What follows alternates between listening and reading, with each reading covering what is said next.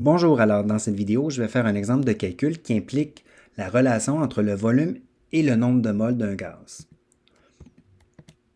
Alors, j'ai une seringue de 245,0 ml qui contient 0,0100 mol de N2 à une pression de 101,3 kPa et à une température de 25 degrés Celsius. Combien de moles restera-t-il si le volume de la seringue diminuait de 45,0 ml et on précise que la pression et la température demeurent constantes? Donc, je vais sortir mes données. J'ai donc mon volume initial qui est de 245 ml. En fait, on parle du volume de la seringue, mais puisque le volume du gaz occupe tout le volume de ma seringue, c'est mon volume de gaz.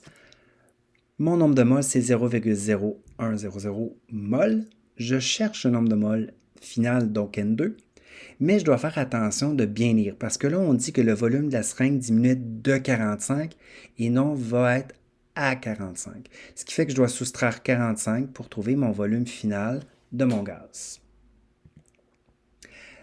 Ma formule, c'est V1 sur N1 est égal à V2 sur N2. Ma pression-température ne sont constantes, donc je n'ai pas à les insérer dans ma formule. Attention, souvent, vous allez écrire un égal quand vous allez isoler, puis c'est faux d'écrire ça. Vous pouvez écrire implique, comme un égal avec une petite flèche, ça serait correct, ou rien mettre, mais pas mettre un égal parce que ce n'est pas vrai.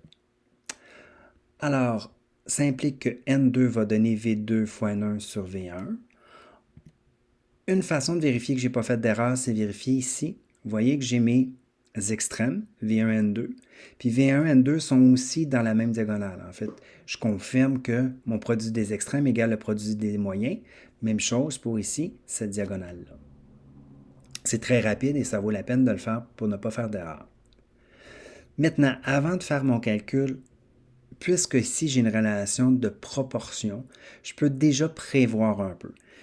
Puisque mon volume ici diminue et que j'ai une relation proportionnelle, mon nombre de moles aussi devrait diminuer. Je m'attends donc à avoir une valeur plus petite que 0,01.